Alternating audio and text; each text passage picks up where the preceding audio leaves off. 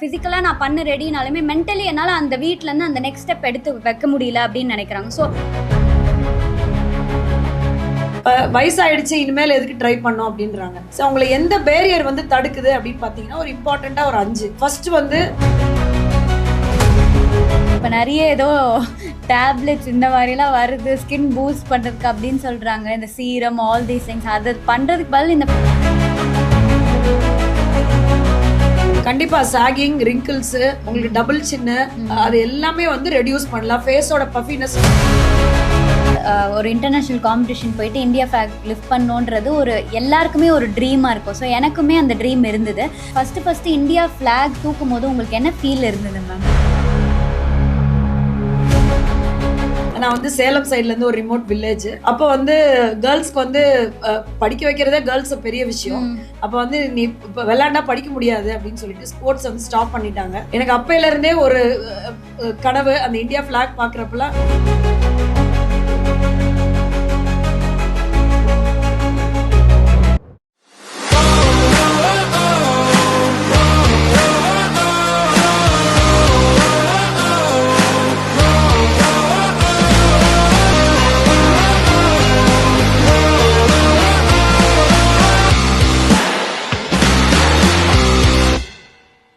வணக்கம் மக்களே, இது உங்கள் அன்காமன் செலிபிரிட்டி. நான் உங்கள் டாக்டர் பூர்ணி.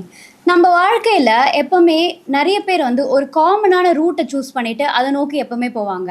ஆனால் ஒரு சில நபர் வந்து ஒரு கஷ்டமான பாத்தை சூஸ் பண்ணி அவங்க பேஷனுக்காக ரன் பண்ணிட்டு இருக்காங்க. இன்றைக்கி நம்ம கூட இருக்க கெஸ்ட்டும் அப்படி ஒரு இன்ஸ்பைரிங்கான ஒரு கெஸ்ட் தான். இவங்க 2001 தனுஷ் டென்டல் கேர் அப்படின்ற ஒரு கிளினிக்கை இப்போ வரைக்குமே ரன் பண்ணிட்டு இருக்காங்க. அது மட்டும் இல்லாமல் அவங்க 17 இன்டர்நேஷ்னல் மெடல்ஸ் வின் பண்ணியிருக்காங்க இந்தியாவுக்காக அத்லெட்டிக்ஸில். அவங்கள வெல்கம் பண்ணுறதுக்கு ஐ எம் ஸோ ஹாப்பி. ஏன்னா அவங்கள பார்க்கும்போது எனக்கு ரொம்ப ரொம்ப ப்ரௌடாக இருக்குது. இந்த ஏஜில் இவ்வளோ சாதிக்க முடியுமா அப்படின்னு கேட்டால் I think she is one of the best person. அது நம்ம இந்த இன்டர்வியூவில் பார்க்க போகிறோம். Welcome doctor Vijaya ma'am. So happy and grateful for you to be here. Thank you so much for coming ma'am.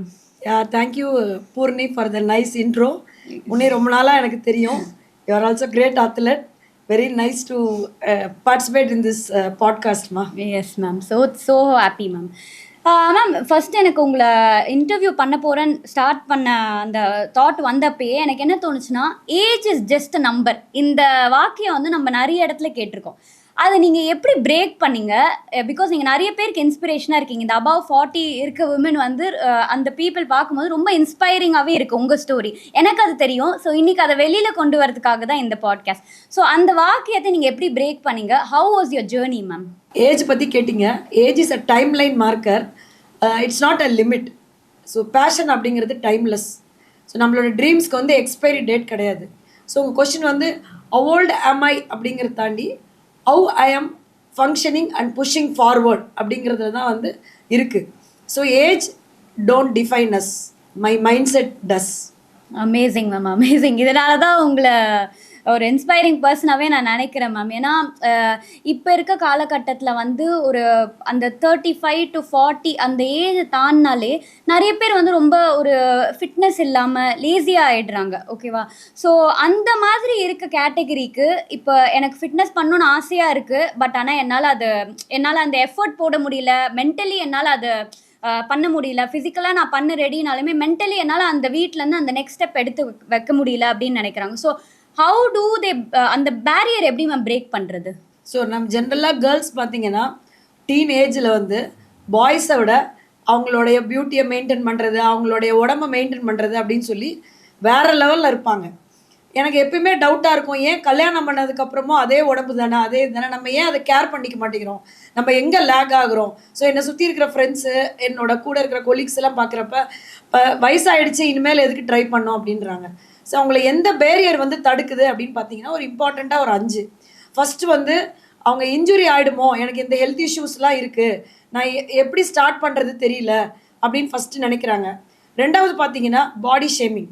அவங்க ஒரு இடத்துல ஜிம்முக்கு போகணும், இல்லை ஒரு தனியாக பர்சனலாக ஃபிட்னஸ் ட்ரைனிங் எடுத்துக்க போகணுன்னா எனக்கு இந்த ட்ராக் சூட் செட் ஆகுமா, அந்த டிஷர்ட் போட முடியுமா, என்னால் பேண்ட் போட முடியுமா, எல்லோரும் கிண்டல் பண்ணுவாங்களா அப்படிங்கிற அந்த பாடி ஷேமிங்கே அவங்கள வந்து ஃபஸ்ட்டு அடுத்த ஸ்டெப்பு எடுத்து வைக்கிறத தடுத்துருது. மூணாவது பார்த்தீங்கன்னா இந்த ஃபிட்னஸ் அப்படிங்கிறது வந்து யங்ஸ்டர்ஸுக்கு தான், ஏன்னா நம்ம வந்து ஏஜ் ஆகிட்டோம், நம்ம ரொம்ப ரொம்ப ஃப்ரெஜைல் ஆகிட்டோம், நமக்கு வந்து முடியாது அப்படிங்கிற ஒரு இஷ்யூனாலேயும் அவங்க வந்து ரொம்ப யோசிக்கிறாங்க. நமக்கானது இது கிடையாது, ஒரு வெயிட் லிஃப்ட் பண்ணுறதோ ஒரு மொபிலிட்டி பண்ணுறதோ நமக்கானது கிடையாது அப்படிங்கிற ஒரு மைண்ட் செட்டுக்கு வந்துடுறாங்க. 5வது இம்பார்ட்டன்ட் பாயிண்ட் என்ன அப்படின்னு பார்த்தீங்கன்னா, ஹார்மோன்ஸ். எனர்ஜி லெவல் ட்ராப் ஆகும். ஹார்மோனியம் வாசிக்கிற வயசு அது. ஸோ நார்மலாகவும் இருக்க மாட்டோம், நார்மலாக இல்லாமல் இருக்க மாட்டோம், நடுவில் ஒரு இதில் இருப்போம் 40+லலாம். ஸோ பாதி பேருக்கு மெனோபாஸில் இருக்கும், ப்ரீ மெனோபாஸ் இருக்கும், பெரிய மெனோபாஸ் இருக்கும். ஸோ நிறைய ஸ்டேஜ் எஸ்பெஷலி லேடிஸு. ஸோ அப்போ என்ன பண்ணணும்னா, இந்த ஹார்மோன்ஸ், மூடு, எனர்ஜி இது எல்லாமும் வந்து போய் நம்ம பண்ணி இனிமேல் நல்லா வச்சுருந்து என்ன பண்ண போகிறோம் அப்படிங்கிறது வந்து அந்த ஒரு தாட் ப்ராசஸ் வந்துடுது. ஆஸ் யூஷுவல் இந்தியன் ஃபேமிலிஸில் பார்த்தீங்கன்னா ரெஸ்பான்சிபிலிட்டிஸை வந்து ஷேர் பண்ணிக்கிறது ரொம்ப கம்மி. ஏன்னா அம்மா தான் எமோஷ்னல் சென்டர். அந்த பசங்க வளர்கிற வரைக்கும் சரி, வளர்ந்து அதுக்கப்புறம் அடுத்து பெரியவங்களானதுக்கப்புறம் ஹஸ்பண்டோட சார்ந்த ஃபேமிலியை பார்த்துக்கணும் அப்படிங்கிறத லேடிஸோட ப்ரையாரிட்டிஸ் வந்து சேஞ்ச் ஆகிடுது. ஸோ அந்த இடத்துல வந்து டைம் ப்ரெஷர் ஒரு இது, எனக்கு டைம் இல்லை, நான் எனக்குன்னு ஒன்று எடுத்து பண்ணுறதுக்கு டைம் இல்லை.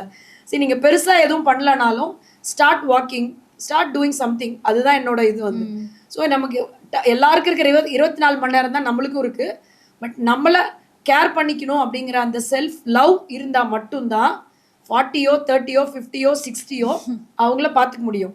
ஏன்னா ஒரு ஃபேமிலியில் வந்து ஒரு விமன் வந்து ஹெல்த்தியாக இருந்தால், ஆரோக்கியமாக இருந்தால் அந்த ஃபேமிலி எல்லாருமே நல்லா ஹாப்பியாக இருக்க முடியும். ஸோ இந்த இடத்துல சப்போர்ட் சிஸ்டம் ரொம்ப இம்பார்ட்டன்ட்.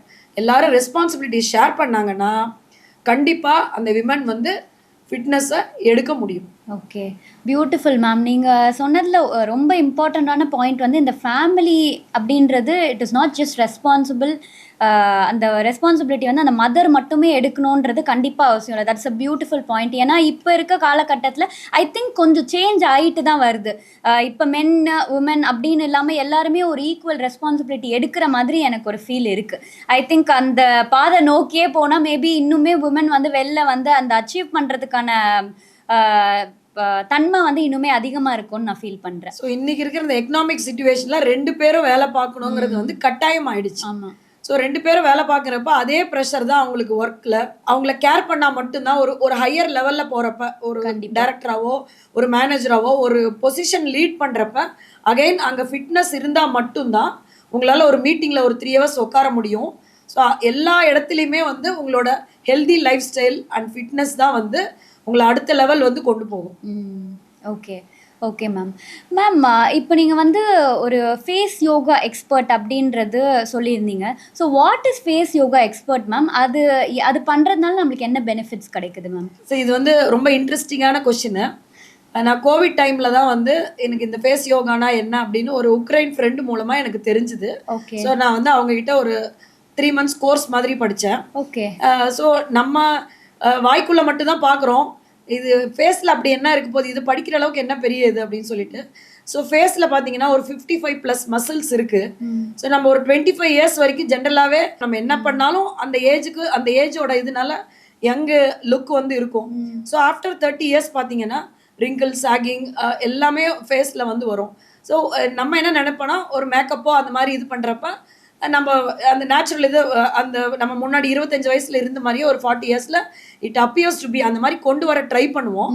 பட் இட்ஸ் நாட் நேச்சுரலாக பண்ண முடியாது. ஸோ இந்த ஃபேஸ் யோகாங்கிறது ஒரு ஆன்டி ஏஜிங் டூல். ஸோ நம்ம யாரை பார்த்தாலும் ஃபஸ்ட்டு நோட் பண்ணுறது என்ன? ஃபேஸ் தான். அதுதான் எக்ஸ்போஸ் ஆகுறது. ஃபஸ்ட்டு ஃபேஸ் தான் விசிபிளாக வந்து வெளியே தெரியுறது. ஸோ அதை கொஞ்சம் வயசை தள்ளி போட முடியாது, அட்லீஸ்ட் மெயின்டைன் பண்ணலாம். ஸோ அந்த ஃபேஸுக்கு சில எக்ஸசைஸ், ரிலாக்ஸேஷன், அந்த ஃபேஸ்க்கு உள்ள ஃபேஸ் மசிலை நம்ம கொஞ்சம் ஆக்டிவேட் பண்ணி வேலை செய்ய வச்சோன்னா, அந்த மசில் வந்து ப்ராப்பராக மூவ் பண்ணோம் அப்படின்னு சொன்னால் உங்களுக்கு நேச்சுரல் க்ளோ கிடைக்கும், நேச்சுரலாக இருக்கும். ஸோ எங்கே போனாலும் நம்ம ஒரு ப்ரெசன்டபுளாக இருந்தால் எல்லாருமே வந்து எஸ்பெஷலி என்னோட ப்ரொஃபஷனில் பார்த்தீங்கன்னா எல்லாரும் பெயின், ப்ரெஷர் அப்படி தான் வருவாங்க.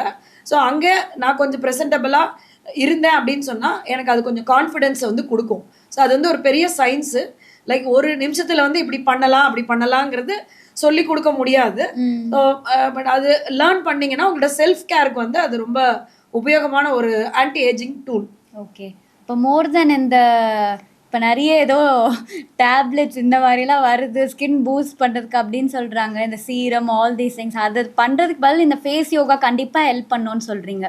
கண்டிப்பா சாகிங், ரிங்கிள்ஸு, உங்களுக்கு டபுள் சின்னு, அது எல்லாமே வந்து ரெடியூஸ் பண்ணலாம். ஃபேஸோட பஃபினஸ் நம்ம காலைல எந்திரிச்சோன்னா பார்த்தீங்கன்னா எல்லாருக்குமே நம்ம மூஞ்ச பார்க்கறதுக்கே பயமா இருக்கும். அந்த அது லிம்ஃப் எல்லாம் வந்து அக்யூமுலேட் ஆயிருக்கும். ஸோ அந்த லிம்ஃபாட்டிக் ட்ரைனேஜ் அப்படின்னா அதை நம்ம ப்ராப்பராக ட்ரெயின் பண்ணோம் அப்படின்னு சொன்னா we look very cheerful and presentable. Okay okay interesting ma'am. இது இது நான் கேள்விப்பட்டதில்ல.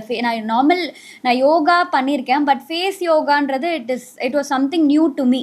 ஸோ அதை பற்றி உங்ககிட்ட கேட்குறதோட I don't think there's any better person. Maybe நம்ம இன்னும் வரப்போகிற பாட்காஸ்ட்டில் we can just explore about it. அதை பற்றியே நம்ம தனியாக ஒரு செஷன் மாதிரி வச்சு கூட we can இல்ல கண்டிப்பா பண்ணலாம். It's very interesting subject to learn. Okay ma'am. Ma'am dentistry வந்து ஆஸ் அ டென்டிஸ்ட் எனக்கு தெரியும் இட் இஸ் ஸோ டாக்ஸேட்டிங். ஓகேவா, நம்ம ஆர்வமாக பேஷண்ட்ஸை போய் ட்ரீட் பண்ணாலுமே மென்டலி சரி ஃபிசிக்கலி சரி இட் இஸ் ஸோ ட்ரெயினிங். சரியா? ஸோ நம்ம பாடி வந்து ஃபிட்டாக இல்லைன்னா கண்டிப்பாக அது வந்து மெயின்டைன் பண்ணுறது ரொம்ப difficult. Neck pain, back pain எல்லாமே என்னோட இந்த ஏஜ்லேயே எனக்கு இருக்குது. ஸோ நீங்கள் வந்து அத்லெட்டிக்ஸ் பண்ணுறதுனால உங்களுக்கு எந்த அளவுக்கு அது உங்களுக்கு ஹெல்ப் பண்ணுது மேம் டென்டிஸ்ட்ரி ப்ராக்டிஸ் பண்ணுறதுக்கு? ஸோ இருக்கிற ப்ரொஃபஷன்லேயே பார்த்தீங்கன்னா டென்டிஸ்ட்ரி வந்து மோர் தென் மென்டல் அலர்ட்னஸ், ஃபிசிக்கலாக ட்ரெயின் ஆகிற ஒரு ப்ரொஃபஷன். ஏன் அப்படின்னு சொன்னால் உட்காந்து பண்ணுறது, குனிஞ்சு பண்ணுறது, அந்த மாதிரி நிறைய பாஸ்சர் நம்ம வந்து டிஃப்ரெண்ட் பாஸ்சரில் ரொம்ப நேரம் ஒர்க் பண்ணுவோம். ஒரு ட்ரீட்மெண்ட் எடுத்தனோ ஃபார் எக்ஸாம்பிள் ரூட் கெனால் எடுத்தால் ஆவரேஜாக 20 to 30 minutes நம்மளுக்கு கண்டிப்பாக அந்த ப்ரொசீஜர் முடிக்கிறதுக்கே ஆகும். ஸோ நம்ம சர்ஜரியெல்லாம் ஒரு அன்எக்ஸ்பெக்டடாக எடுக்க டைம் ஆகுது, இல்லை சைனஸ்குள்ளே ஏதாவது ப்ராப்ளம் இருக்குது, நம்ம ஒர்க் பண்ணுறோம் அப்படின்னா நமக்கு வந்து ஃபஸ்ட்டு நெக்கு பேக்கு தான் வந்து ஃபஸ்ட்டு அடி வாங்குறது வந்து அதுக்கு தான். ஸோ இது இன்னும் நான் எல்லாத்தையும் எல்லாம் சொல்ல போவேன்னா, நீங்கள் டென்டிஸ்ட் எடுக்கிறதா இருந்தால் கண்டிப்பாக உங்களுக்கு கொஞ்சோண்டு ஸ்போர்ட்ஸ் இன்ட்ரெஸ்ட் இருக்கணும், இல்லை நீங்கள் ஒரு ஃபிட்னஸ் எந்தூசியாஸ்டியாவது இருக்கணும்.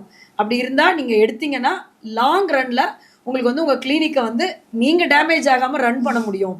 ஏன்னா ஒரு சர்டன் ஸ்டேஜுக்கு அப்புறம் நம்மளுக்கு எக்ஸ்பீரியன்ஸ் கிடச்சிதுன்னா அந்த எக்ஸ்பீரியன்ஸை அடுத்த லெவலுக்கு கொண்டு போகணுன்னா நீங்கள் ஃபிசிக்கலாக ஸ்டேபிளாக இருக்கணும். அதான் மெயின் திங். ஸோ நீங்கள் ஒரு பேஷண்டோட பொசிஷன், சேர் பொசிஷன், நீங்கள் ஸ்ட்ரைட்டாக உட்காரணும், ஷோல்டர் ரிலாக்ஸ்டாக இருக்கணும், செஸ்ட் ஓப்பனாக இருக்கணும். So every 30 minutes you take a small micro break. நீங்கள் ஸ்ட்ரெச் பண்ணுங்கள், ரீசெட் பண்ணுங்கள். அந்த ப்ரொஃபஷன் டென்டல் கிளினிக் போய் ப்ரொசீஜர் ஸ்டார்ட் பண்ணுறதுக்கு முன்னாடி ஸ்ட்ரெச் பண்ணுங்கள், நெக் ரோல் பண்ணுங்கள், ஹேண்ட் ஸ்ட்ரெச் பண்ணுங்கள், ரிஸ்ட் ஸ்ட்ரெச் பண்ணுங்கள். இதெல்லாம் வந்து பண்ணுங்கள். அது வந்து ரொம்ப ரொம்ப இம்பார்ட்டன்ட். ஸோ நம்ம உட்காந்து பண்ணுறப்ப நெக்ஸ்ட் அடி வாங்குறது நெக்குக்கு அப்புறம் வந்து பார்த்தீங்கன்னா ஸ்பைனல் கார்டு தான். ஸோ ஸ்பைனல் கார்டு வந்து நல்லா வச்சுக்கணும்னா என்ன பண்ணும், கோர் மசில் ஸ்ட்ராங்காக இருக்கும். ஸோ நீங்கள் ஒரு பேசிக் கோர் எக்ஸசைஸ் லேர்ன் பண்ணீங்க அப்படின்னு சொன்னால் we can enjoy the professional service in a long way. So நான் வந்து 98லேருந்து ஒர்க் பண்ணுறேன். my own practice is 2001. So I just complete my ரொம்ப யங்கா இருக்கீங்க ma'am. silver jubilee. Just complete my 25 years professional service in one place, Dhanush Dental Care, silver jubilee. So maybe another 20 years or 25 years I may continue my practice thanks to my fitness. Okay, beautiful ma'am. எனக்கு வந்து as an athlete எனக்கு வந்து அந்த India flag பேர் பண்ணோன்றது, ஒரு international competition போயிட்டு India flag lift பண்ணோன்றது ஒரு எல்லாருக்குமே ஒரு ட்ரீமாக இருக்கும். ஸோ எனக்குமே அந்த ட்ரீம் இருந்தது. பட் அட் அ பாயிண்ட் என்னால் அது பண்ண முடியல. So I quit sports. So உங்களுக்கு வந்து நீங்கள் இப்போ இந்த மாஸ்டர்ஸ் அத்லெட்டிக்ஸ் காம்படிஷனில் நீங்கள் ஃபஸ்ட்டு இந்தியா ஃப்ளாக் தூக்கும் போது உங்களுக்கு என்ன ஃபீல் இருந்தது மேம்? எனக்கு இப்போயே கூஸ் பம்ப்ஸ் வருது. அதுக்கு முன்னாடி ஒரு சின்ன கதை இருக்குது. லைக் நான் 13 இயர்ஸில் அத்லெட்டிக்ஸில் நல்லா பண்ணுறப்ப நான் வந்து சேலம் சைட்லேருந்து ஒரு ரிமோட் வில்லேஜ். அப்போ வந்து கேர்ள்ஸ்க்கு வந்து படிக்க வைக்கிறதே கேர்ள்ஸை பெரிய விஷயம். அப்போ வந்து நீ இப்போ விளையாண்டா படிக்க முடியாது அப்படின்னு சொல்லிட்டு ஸ்போர்ட்ஸ் வந்து ஸ்டாப் பண்ணிட்டாங்க. எனக்கு அப்பையிலேருந்தே ஒரு கனவு, அந்த இந்தியா ஃப்ளாக் பார்க்குறப்பெல்லாம் நம்ம ஒரு நாள் அதை லிஃப்ட் பண்ண மாட்டோமா அப்படின்னு சொல்லி. ஸோ என்னோட சன் தான் வந்து எனக்கு வந்து inspiration. சாஃப் கேம்ஸில் நேபாளில் 2019 when he lift the national flag, எனக்கு நான் வந்து அந்த இடத்துல நிற்கிற மாதிரி ஒரு கற்பனை பண்ணிட்டேன். நான் நினச்சி பார்க்கல திருப்பி பண்ண முடியுமான்னு. But when I get the opportunity, என்னோட அந்த ரன்னிங் அப்படிங்கிற பேஷனை எனக்கு ஒரு ஆப்பர்ச்சுனிட்டி கிடைக்கிறப்ப, கன்சிடரிங் மை ஏஜ், எல்லாரும் என்னை வாக்கிங் ரேஸ் போங்க, ஸ்லோ மேரத்தான் போங்க, உங்களுக்கு பண்ண முடியாது அப்படின்னாங்க. ஸோ நான் எங்கே விட்டனோ அங்கே தான் கண்டினியூ பண்ணணும்னு சொல்லி அடமெண்ட்டாக நான் திரும்ப ஸ்ப்ரிண்டிங்கில் தான் ஸ்டார்ட் பண்ணேன். ஸோ எனக்கு ஸ்டார்ட் பண்ணுறப்ப பெரிய கனவெல்லாம் எதுவும் கிடையாது. அந்த ட்ராக்ல ஓடணுங்கிறது கனவு, நேரு ஸ்டேடியத்தில் ஓடணுங்கிறது கனவு. ஸோ நான் ஃபஸ்ட்டு மெடல் நேரு ஸ்டேடியத்தில் வின் பண்ணதுக்கப்புறம் அன்றைக்கி நிஜமாவே நான் தூங்கலை. அது சில்வர் மெடல் தான், நான் நிஜமாவே தூங்கலை. பட் அப்போ தான் எனக்கு நினச்சது இன்னும் கொஞ்சம் எஃபோர்ட் போட்டால் நம்ம நெக்ஸ்ட் ஸ்டேஜ் போக முடியுமா பார்க்கலாம் அப்படின்னு சொல்லி I give a try. So நான் சவுத் கொரியாவில் 2023 Asia Pacific games India represent பண்ணி போகிறப்ப my running was hardly 1 year old. But எனக்கு அந்த மனசில் வந்து ஒரு இது இருந்தது, நம்ம ஒரு நல்ல ஆப்பர்ச்சுனிட்டி திருப்பி கிடைக்குமா, நம்ம profession and age and every thing. அப்போ அந்த ஃப்ளாகு நான் ஃபஸ்ட் டே 100 மீட்டரில் சில்வர் வாங்கினப்ப நேஷ்னல் ஃப்ளாக் எடுக்கிறப்ப அதில் வேர்ட்ஸ் இருக்காது, வேர்ட்ஸில் எப்படி சொல்லணும்னு எனக்கு தெரியல. அந்த மொமெண்ட் வந்து ஃபீல் பண்ணுறப்போ தான் தெரியும். So all sacrifices, early mornings, அந்த ரன்ஸு எல்லாமே worth it, because I am honouring for some nations. அதான் நம்மளோட ஒரு ஒரு கண்ட்ரிக்காக வேண்டி நம்ம பண்ணியிருக்கோம், ஏதோ ஒரு இதை ஹானர் பண்ணுறோம் அப்படிங்கிறது வந்து ரொம்ப ப்ரவுட் மொமெண்ட்டாக இருந்தது. அந்த ட்ரைகலர் ஃப்ளாகை லிஃப்ட் பண்ணுறப்ப அந்த ஃபஸ்ட்டு பண்ணது வந்து என்னோட பிடிஎஸ் டிகிரி வாங்கினப்ப இருந்த ஹாப்பினஸை விட என்னோட பேஷனில் நான் லிஃப்ட் பண்ணது வந்து ரொம்ப ஹாப்பியாக இருந்தது. ஓகே ஓகே மேம், இது கேட்கும் போது நிஜமாலே எனக்கு கூஸ் பம்ப்ஸ் அது. பிகாஸ் ஆஸ் அன் ஆத்லீட் எனக்கு அது நல்லாவே புரியுது, வேர்ட்ஸ்னால நம்மளால அதை எக்ஸ்பிரஸ் பண்ண முடியாது. பட் அந்த மொமெண்ட் வந்து ரொம்ப சர்ரியலாகவே இருக்கும். So happy for you ma'am. நிஜமாலே salute to you for pursuing your dreams. ஏன்னா அந்த பேஷனை வந்து நம்ம நிறைய ரீசன்ஸ் தரலாம். என்னால் பண்ண முடியல, ஆர் எனக்கு இதனால் நான் குவிட் பண்ணிட்டேன், இதனால என்னால் போக முடியல, டிரான்ஸ்போர்ட், ஃபினான்ஸ், எது வேணால் சொல்லலாம். பட் ஆனால் அது ஒரு வைராகியத்தோடு இல்லை, நான் பண்ணி தான் காட்டுவேன், அப்போ என்னால் பண்ண விடல, இப்போ நான் அதை பண்ணி காட்டணுன்றது அதுக்கு தனி ஒரு அந்த ஸ்ட்ரென்த் வேணும் கண்டிப்பாக. ஸோ அந்த mental strength I think hats off to you for continuing your sporting journey. Ma'am next வந்து நீங்கள் ஒரு டென்டிஸ்ட்டாக வந்து உங்களை நிறைய பேர் ட்ரெயின் பண்ணியிருப்பாங்க. நீங்கள் ஐ திங்க் நீங்கள் ஜிடிசியில் படிச்சிருந்தீங்க இல்லை மேம்? ஸோ ஜிடிசிக்குள்ளே கவர்மெண்ட் டென்டல் காலேஜ், ஜிடிசியில் படிக்கிறதுக்குமே ஒரு தனி ஒரு அந்த பெருமை கண்டிப்பாக இருக்கும். பட் உங்களோட அத்லெட்டிக்ஸ் ஜேர்னி நீங்கள் மறுபடியும் ஸ்டார்ட் பண்ணும்போது உங்களுக்கு யார் ட்ரெயின் பண்ணாங்க and how supportive was your coach ma'am? நான் வந்து ஃபஸ்ட்டு அத்லெட்டிக் ஜேர்னி ஸ்டார்ட் பண்ணுறப்ப எனக்கு ட்ராக்ல ஓடணுங்கிறது மட்டும்தான் இருந்தது, எப்படி எடுத்துகிட்டு போகணுங்கிறது தெரியல. அப்போ குமரன் சார்னு அங்கே கிரவுண்டில் ஒரு சார் வந்து இன்ட்ரடியூஸ் ஆனாங்க. ஸோ அவங்க தான் ஃபஸ்ட்டு வந்து எனக்கு athletics state level, national level train பண்ணாங்க. என்னால் வந்து அந்த ஹார்ட் ட்ரைனிங் வந்து கோப்பை பண்ண முடியல. ஹில் ட்ரைனிங், பீச் ரன்னு, அதெல்லாம் வந்து என்னோட 45+ ஏஜுக்கு வந்து கோப்பை பண்ணுறது வந்து ரொம்ப கஷ்டமாக இருந்தது. ஸோ நான் லிட்டலாக வந்து விட்டுடலாம், கிவ் அப் அப்படின்னு சொல்லி, அந்த நம்ம ஆசைக்கு ஒரு நேஷ்னல் மெடல் வாங்கிட்டோம், விட்டுடலாம், கிவ் அப் அப்படிங்கிற ஒரு மைண்ட் செட்டுக்கு வந்து நான் பிரேக் எடுத்து ஒரு 3 months நான் எதுவுமே பண்ணலை. அப்போ தான் வந்து என்னோட சன்னோட PT master is no more, I lost him. எனக்கோட பெரிய லாஸ் சுரேந்திரன் சார் அப்படின்னு சொல்லிட்டு. ஸோ அவர் சொன்னார், இல்லை மேம், நீங்கள் ஒரு இன்ட்ரெஸ்டடாக ஒன்று இது பண்ணியிருக்கீங்க, பட் அதுக்குள்ளே ப்ராப்பர் ட்ரைனிங், மைண்ட் செட் அதெல்லாமே செட் பண்ணால் நீங்கள் ரீச் பண்ண வேண்டிய தூரம் நிறையா இருக்குது. நீங்கள் நிறைய பேருக்கு எக்ஸாம்பிளாக இருக்கலாம், நிறைய பேருக்கு பண்ண முடியும் அப்படிங்கிறது நீங்கள் ஒரு இது பண்ணலாம், நான் உங்களுக்கு ஹெல்ப் பண்ணுறேன் அப்படின்னு சொல்லி. So right from the what to say shoulder மசில்லேருந்து கீழே காஃப் மசில் வரைக்கும் எனக்கு வலிக்காத இடம் இல்லை, இன்ஜுரி ஆகாத இடம் இல்லை. நான் கொஞ்சம் கொஞ்சமாக லேர்ன் பண்ணி correct approach, correct method, correct strengthening அதெல்லாம் பண்ணி அவர் தான் வந்து மெயின் ரீசன் நான் வந்து இவ்வளோ இன்டர்நேஷ்னல் மெடல் வாங்கினதுக்கு. பட் இஸ் வாட்சிங் from me from the sky, always is blessings is for me. So நான் எங்கே போனாலும் அவரை தான் சொல்லுவேன். ஸோ அவர் தான் எனக்கு வந்து அந்த பேஷனில் எப்படி சொல்கிறது, ஃபயர் கூட இல்லை, அதுக்கு மேலே என்னை வந்து அது உங்களுக்கு முடியும், நீங்கள் எவ்வளோ முடியுமோ ரீச் பண்ணி போக முடியும் அப்படின்னு சொல்லி எனக்கு ஒரு பெரிய இன்ஸ்பிரேஷனாக என்னை கடைசி நாள் அவரோட லாஸ்ட் டே வரைக்குமே என்னை புஷ் பண்ணி கொண்டு போனது வந்து அதுதான். நான் அவருக்காக தான் வந்து யூரோப்பியன் மாஸ்டர் அத்லெட்ஸே நான் போனேன் அல்பேனியாவுக்கு. So I am the first Indian master athlete to win a medal at இந்த யூரோப்பியன் சாயில் அல்பேனியாவில். So I dedicated that medal on that day to my coach. So அதுதான் எனக்கு வந்து ஒரு பேஸ். நம்ம எக்ஸ் ஒலிம்பியன்ஸோட நம்மளால் கம்பீட் பண்ண முடியுதுன்னா நம்ம ப்ராப்பர் அப்ரோச் அந்த இருந்தால் பண்ண முடியும். இப்போ கரண்ட்லி வந்து நான் வந்து எழில் நிலவன் அப்படிங்கிற ஒரு கோச்கிட்டையும் பிரேமானந்த் சார்கிட்டையும் நான் வந்து போத் ரன்னிங் அண்டு ஃபிட்னஸ் பண்ணிகிட்ருக்கேன். ஸோ அஃப்ரீன்கிறவங்க வந்து எனக்கு வந்து நியூட்ரிஷன் கைட் பண்ணுறாங்க. ஓகே. ஸ்ட்ரெச்சிங் அண்ட் இதுக்கெல்லாம் வந்து ருத்ரேஷ் அப்படிங்கிறவங்க வந்து எங்கள் சார் விட்டு போன இடத்துல இருந்து அதே ஃபிட்னஸ் கிரவுண்டில் இஸ் கண்டினியூயிங் இப்போ எங்களை மாதிரி இருக்கிறவங்களுக்கெல்லாம் சப்போர்ட் பண்ணுறதுக்காக. ஸோ நான் எல்லாருமே நிறைய ஹெல்பிங் ஹேண்ட்ஸ் என் கூட இருக்கிற நிறைய பேர் சப்போர்ட் பண்ணாங்க. அதனால தான் என்னால் வந்து 64 மெடல்ஸ் இது வரைக்கும் அச்சீவ் பண்ண முடிஞ்சுது. Amazing ma'am, amazing. Surendran sir பற்றி சொல்லணுன்னா, லைக் நானுமே ஒர்க் அவுட் பண்ணும்போது நேரு பார்க்கில் இருக்கும்போது அவரை நிறைய பார்த்துருக்கேன். ரொம்ப இன்ஸ்பைரிங்கான ஒரு பர்சன் தான் அவர் கூட. லைக் அவரோட பேசும்போது ரொம்ப பாசிட்டிவாக ஃபீல் ஆகும். But it was very shocking to me. எனக்கு அவரோட அந்த நியூஸ் கேட்கும் போதும் வந்து it was very shocking to me. But definitely he'll be வாட்சிங் யூ. எல்லாரையுமே பார்த்துட்டு இருப்பாரு அவரு.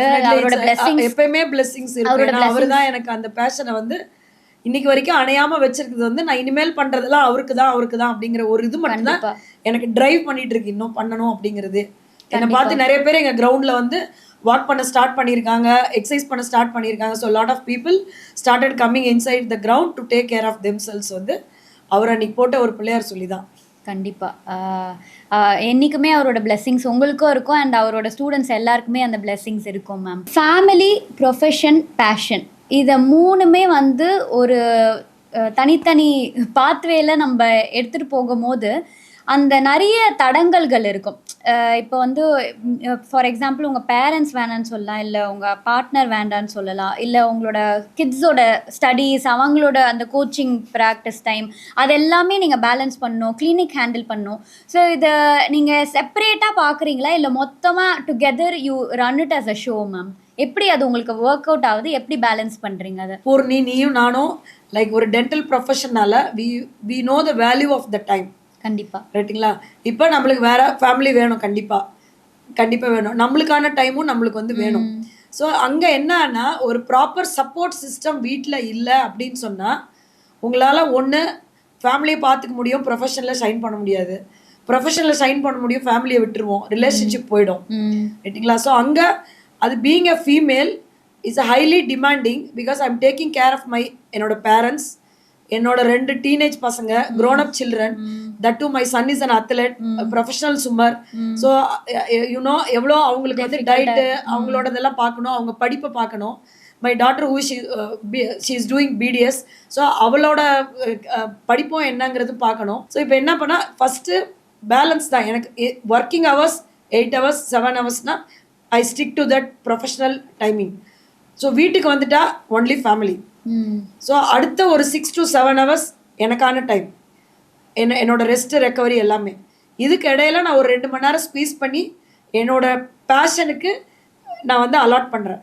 ஸோ அகைன் அந்த priorities is very important. So sometimes என்னென்னா ஒரு கிளினிக்கில் நிறைய பேஷண்ட்ஸ் இருக்கும், ஒரு சீசன் வைஸ் லீவ்லலாம் நிறைய பேஷண்ட்ஸ் இருக்கும்.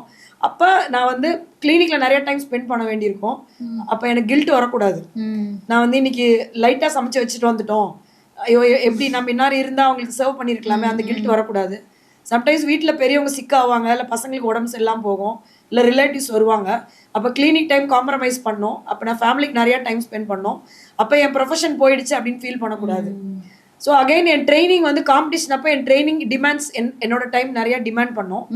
அப்போ நான் வந்து என்னோட ப்ரொஃபஷனும் என்னோட ஃபேமிலியும் நான் கொஞ்சம் பேக்லாக் எடுக்கணும். அப்போ நான் அந்த காம்படிஷன் வரைக்கும் மேபி ஒரு 45 days or 30 days நான் வந்து அதை ஃபோக்கஸ் பண்ணுவேன். ஸோ நான் இப்படி தான் வந்து டைம் ஸ்லாட் வச்சு ஒர்க் பண்ணிட்டு இருக்கேன். ஸோ வீக்கெண்டு பிளான் பண்ணிடுவேன், இந்த வாரம் ஃபுல்லாக என்ன குக் பண்ணணும், என்னோட ஒர்க் என்ன, என்னோட ஒர்க் அவுட் என்ன, கிளினிக்கில் என்னென்ன எந்த மாதிரி அப்பாயின்மெண்ட்ஸ் மோஸ்ட்டாக நான் பார்க்க போகிறேன் அப்படிங்கிறத நான் ஒரு ஷெட்யூல் மாதிரி பண்ணிப்பேன். ஸோ என்னோட ப்ரையாரிட்டிஸ் அண்ட் டைம் மேனேஜ்மெண்ட்டு தான் வந்து மூணுமே பேலன்ஸ் பண்ண ஈஸியாக இருக்குது. கண்டிப்பாக இதை அப்ரிஷியேட் பண்ண வேண்டிய விஷயம். பிகாஸ் யங்ஸ்டர்ஸே அதை பண்ணுறதுக்கு ரொம்ப ஸ்ட்ரகிள் பண்ணுறாங்க. பிகாஸ் ஏன்னா நம்ம நிறைய திங்ஸ் பண்ணணும்னு நினைக்கிறோம், பட் நம்மளுக்கு டைம் இல்லை அப்படின்ற ஒரு வார்த்தை வந்து ரொம்ப காமனாகவே இருக்குது.